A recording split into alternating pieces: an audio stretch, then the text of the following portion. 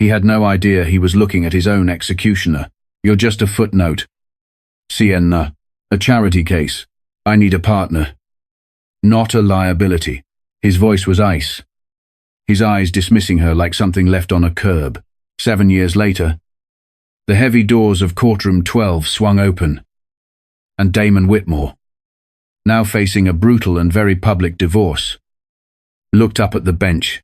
"All rise," the bailiff announced. For the Honorable Judge Sienna Calloway. The rain came down in sheets over Chicago that night, turning the lights along the Riverwalk into long, bleeding streaks of gold and white. Inside Maison Solène, a narrow French bistro tucked beneath the Wabash Avenue Bridge. The air smelled like seared duck fat and warm candle wax, and the low murmur of wealthy conversation rolled between the brick walls like something expensive being whispered. For 24-year-old Sienna Calloway, a second-year student at Northwestern Pritzker School of Law, this dinner was supposed to be a celebration. She had just secured a coveted clerkship track placement with a federal appellate judge, a milestone that could anchor an entire career for a girl who had grown up in a leaking house outside Youngstown, Ohio, raised by a mother who waited tables 14 years straight off Route 11, and a father who left when she was 6. Across the table sat Damon Whitmore, at 37. He was an adjunct lecturer in securities law at Northwestern and a partner-track attorney at a private equity advisory firm in the Loop. The kind of man whose confidence had never once been tested by an unpaid bill. He wore a deep burgundy three-piece suit, a vintage gold tank-style watch, loose and careless on his wrist. For 14 months, they had kept their relationship hidden in the back stacks of the law library. In the elevator of his high-rise in Streeterville, after the doorman's shift ended, Sienna had loved him with the blinding, total intensity of a first real love. She thought they were building towards something. She thought tonight, of all nights, he might finally stop hiding her. Damon swirled his glass of rare aged single malt Scotch, staring somewhere over her left shoulder rather than at her. When he finally spoke, his tone was casual, as if he were noting a minor change to a contract rather than ending her world. "I'm getting married, Sienna," he said. The words dropped into the space between them like lead. Sienna's breath hitched. A confused, hopeful smile flickered on her lips. "What, Damon, what are you talking about?" "Her name is Bianca Castellani," he continued smoothly, taking a slow sip of the scotch. "Her father runs Castellane and Burke. We've been seeing each other a few months. We're announcing it at her family's harvest gala next month." The world tilted on its axis. The warm hum of the restaurant collapsed into a thin, ringing silence in Sienna's ears. "A few months? We've been together for 14 months. You've been cheating on me." Her voice cracked, betraying the sudden, violent tremor in her hands. She gripped the edge of the linen tablecloth to steady herself. Damon sighed the long, theatrical sigh of a man profoundly inconvenienced by another person's heartbreak. "Let's not be dramatic, Sienna. What we had was fun. It was a distraction. But you have to be realistic." His eyes swept over her mustard-yellow blazer, mended by hand at the seams. Over her pallor, shocked face. "Look at you. You're a student. You're drowning in loans.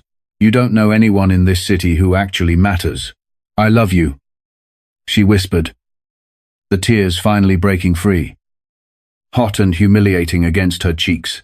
"Love doesn't build anything, Sienna." The charming mask slipped fully away, revealing the cold calculation underneath.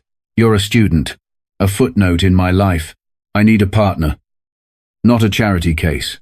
Bianca is a strategic alliance. You're a liability." He didn't wait for her to respond. He signaled the waiter, signed the bill without glancing at it, and stood. He reached into his coat, pulled out a single $20 bill, and dropped it onto her empty bread plate. "For your ride home. Have a nice life, Sienna. Don't reach out again, it would be embarrassing for you." He walked out, leaving her sitting alone in the middle of the crowded, candlelit restaurant. The $20 bill sat there like a brand. A small, Ugly receipt for exactly how little she'd mattered. Sienna didn't call a car. She walked the 3 miles back to her apartment near Rogers Park in the freezing, pouring rain. Her tears washing away the girl she used to be. By the time she got her key into the lock, she was soaked through, shivering, and fundamentally changed. The hopeful, trusting student had drowned somewhere along Lakeshore Drive. In her place, something colder, harder, and far more deliberate had begun to take shape. The morning after, Sienna didn't cry. She gathered every gift Damon had ever given her: a scarf, a thin gold bracelet, a stack of handwritten notes she'd once kept folded in her wallet like talismans, and threw all of it down the trash chute without looking at any of it twice. Then she sat down at her kitchen table, opened her constitutional law casebook, and began to read. Grief, when channeled correctly, is one of the most efficient engines a person can run on. And Sienna Calloway weaponized hers completely. She became a ghost on campus. She stopped going out, stopped dating, stopped sleeping more than 4 or 5 hours a night. Classmates whispered about the sudden, unsettling intensity radiating off her. The way she sat in the front row with her spine perfectly straight. The way she answered cold calls with answers so precise that professors sometimes just stopped and stared. She lived in the law library, absorbing statutes and precedent with the hunger of someone who had decided, once and for all, that she would never again be dismissed as a footnote in anyone's life. When she passed Damon on campus that fall, walking arm in arm with Bianca Castellane in a coat that cost more than her entire semester's budget, she didn't look away, and she didn't cry. She looked straight through them, her face an unreadable mask of stone. She graduated first in her class. Damon, meanwhile, married Bianca that summer in a sprawling ceremony at a vineyard estate outside Lake Geneva, Wisconsin, securing his partnership at Castellane and Burke on the strength of his new father-in-law's name. But Sienna didn't care anymore. She was already on a trajectory he couldn't have imagined. She skipped the glossy downtown firms he had always worshipped, and instead took a brutal clerkship with a notoriously exacting judge on the U.S. Court of Appeals for the 7th Circuit. A man who taught her that justice was never blind. It simply waited for someone with the will to pick up the sword. From there she joined the Cook County State's Attorney's Office, where she became something close to a legend. Within 3 years, she had a photographic memory and an utter absence of mercy for arrogant men in expensive suits who believed charm could substitute for the truth. She prosecuted white-collar fraudsters, a city alderman skimming contractor bids, a hedge fund manager laundering pension money through a chain of car washes. She built a reputation as brilliant, unyielding, and completely immune to manipulation. The years bled into one another, 7 years of relentless, agonizing, glorious work. The thrift store blazer was long retired, replaced by tailored cashmere knits bought with her own money. Without apology, the trembling girl from Ohio was gone, replaced by a 33-year-old woman whose stare, according to one defense attorney who later complained unsuccessfully to the Bar Association, could put out a house fire from across the room. Her rise didn't go unnoticed. When a seat opened on the state's family court bench, notoriously the most emotionally brutal assignment in the judiciary, the governor, impressed by her record and her ironclad ethics, appointed her. At 33, Sienna Calloway became one of the youngest judges in Illinois history. She ran her courtroom with absolute authority, having seen every lie, every hidden asset, every manipulation a desperate spouse could invent. Around the courthouse they called her the Marble Judge. Cold, immovable, impossible to crack a nickname she wore like armor. Because she had spent 7 years building a fortress, no one would ever get inside again. She hadn't thought about Damon Whitmore in years. He was exactly what he had once claimed she would be, a footnote. But fate and the legal system have a wicked sense of humor. Karma does not forget. It simply waits for the right docket. It was a grey Wednesday morning in late autumn. Judge Sienna Calloway sat in her chambers, sipping black coffee. Reviewing the day's case list, her finger paused on a line. Case No. 1741 Castellane Whitmore v. Whitmore. Petition for dissolution of marriage. The hyphenation tugged at a memory she thought she'd sealed off years ago. She opened the file. Respondent: Damon Alistair Whitmore. Petitioner: Bianca Castellane Whitmore. A slow breath escaped her. It was him.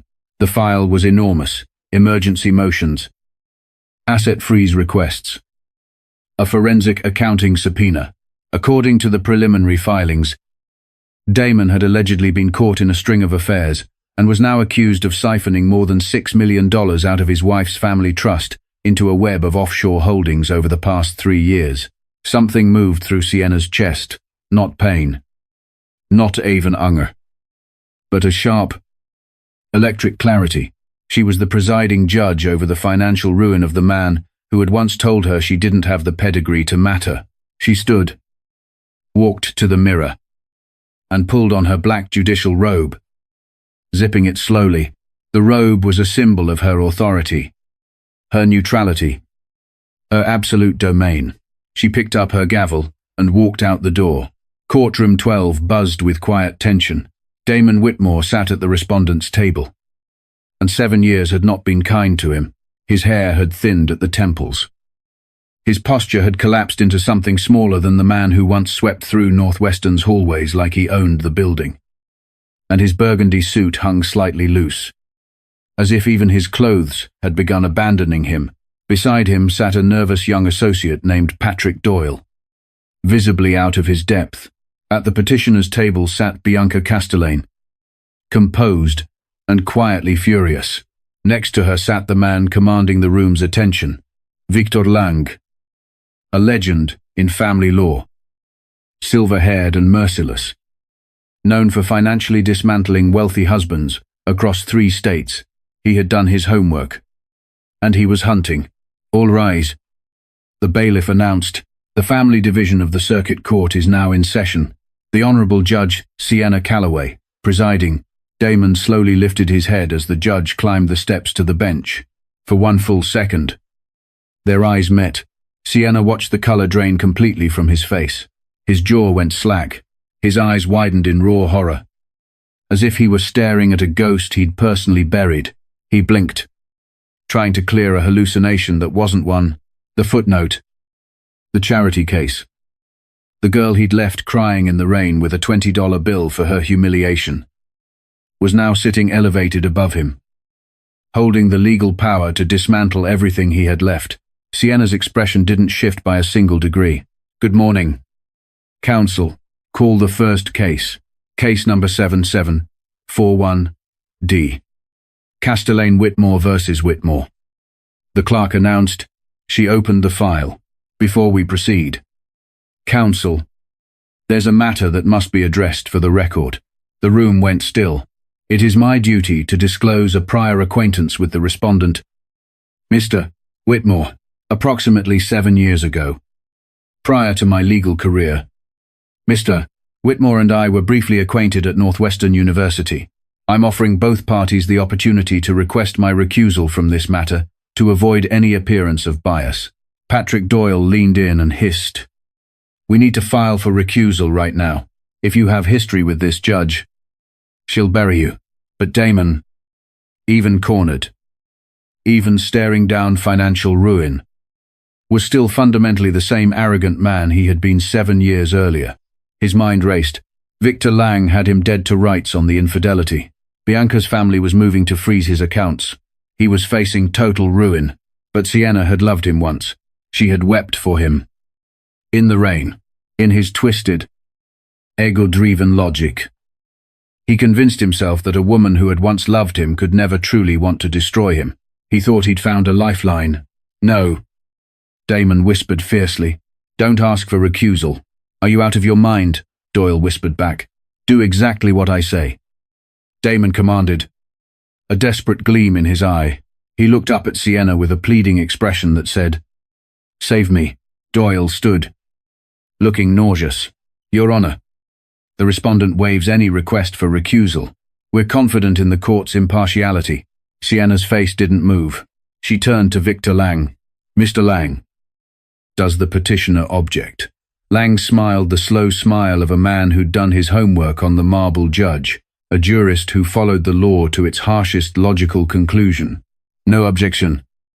Your Honor, we waive any conflict. Very well, Sienna said, lifting her pen. Waivers noted for the record. Mr. Lang, you may proceed with opening statements on the temporary asset freeze. Damon exhaled in quiet relief. Convinced he'd just played a masterstroke. He had no idea he had just handed her the blade. Victor Lang approached the podium. Your Honor, we're here because the respondent has engaged in a systematic scheme to divert marital assets.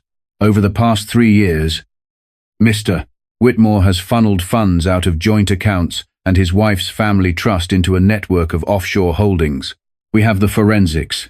We're asking the court to freeze his personal accounts, suspend his passport, and compel the immediate return of $6.8 million. That's a lie, Damon blurted. Half rising, crack, Sienna's gavel hit the sounding block like a gunshot. Damon jumped back into his seat. Mr. Whitmore, she said, her voice dropping low and razor-edged. Speak out of turn in my courtroom again, and you will spend the night in a holding cell. Do I make myself clear? Yes.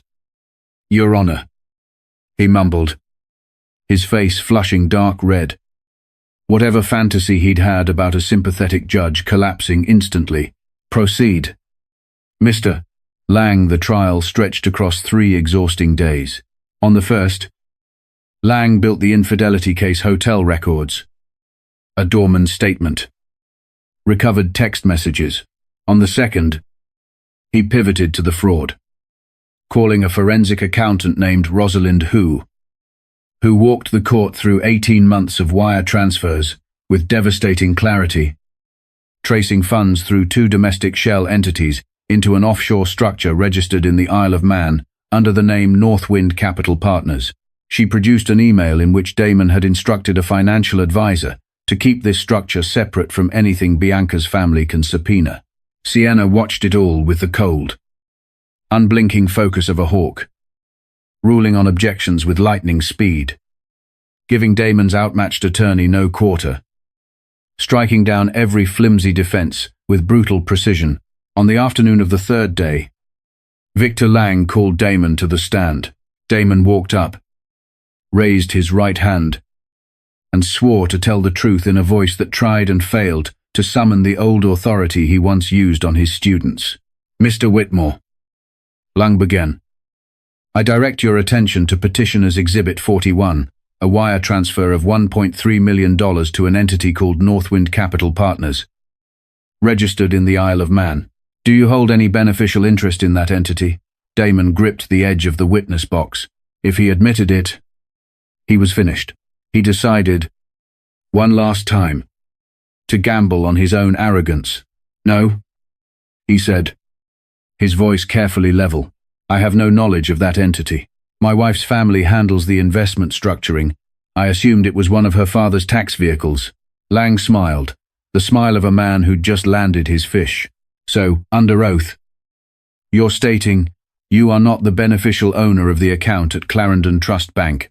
That's correct, Your Honor, Lang said, turning to the bench. I'd like to introduce a rebuttal exhibit. Late last night, we received a subpoenaed document directly from Clarendon Trust Bank, piercing the corporate structure of Northwind Capital Partners, the original incorporation record. The bailiff handed Sienna the document, and a copy to Doyle. Sienna's eyes locked onto the signature at the bottom. Mr. Whitmore, she said, her voice devoid of emotion. This is a notarized incorporation charter.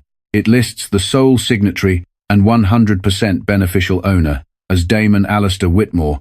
Is this your signature? Damon stared at the copy, the blood draining from his face so fast he swayed on his feet. He was caught, not just in a lie, but in felony perjury. In open court. I don't recall. He stammered. That could be falsified.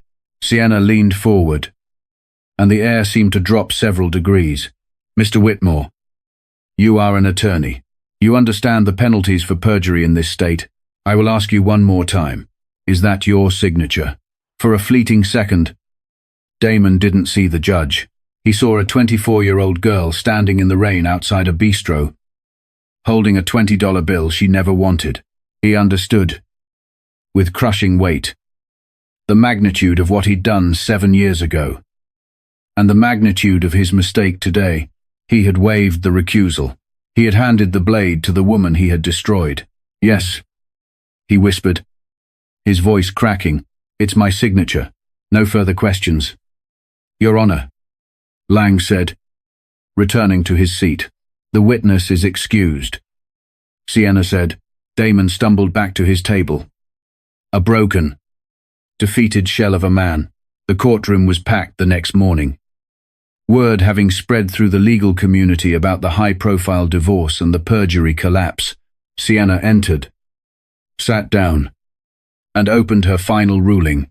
"This court has reviewed all evidence, testimony, and financial forensics presented in the matter of Castellane Whitmore versus Whitmore," she began, her voice carrying the weight of finality.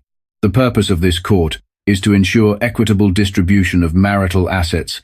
However, equity relies on the fundamental assumption of honesty and good faith by both parties. The respondent has demonstrated neither." She paused, letting the silence hang. "The evidence overwhelmingly proves that Mr. Whitmore engaged in a systematic, premeditated campaign of financial fraud, attempting to hide more than $6 million in offshore accounts. Furthermore, Mr.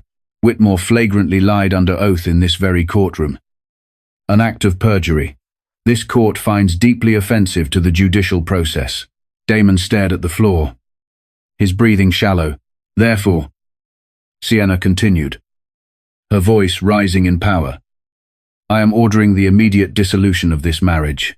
Due to the egregious financial misconduct of the respondent, I am awarding the petitioner, Bianca Castellane, 100% of the disputed offshore assets, $6.8 million. A quiet gasp rippled through the gallery. She was taking everything. "Furthermore, I am ordering Mr. Whitmore to pay the petitioner's legal fees in their entirety, an amount totaling $610,000, the respondent's personal accounts, including his retirement holdings, will be liquidated to satisfy this debt immediately." Damon shot up from his chair. "Your Honor, you're leaving me with nothing. I'll be bankrupt. Sit down." "Mr. Whitmore." Her gavel slammed down with explosive force, and he sank back into his chair.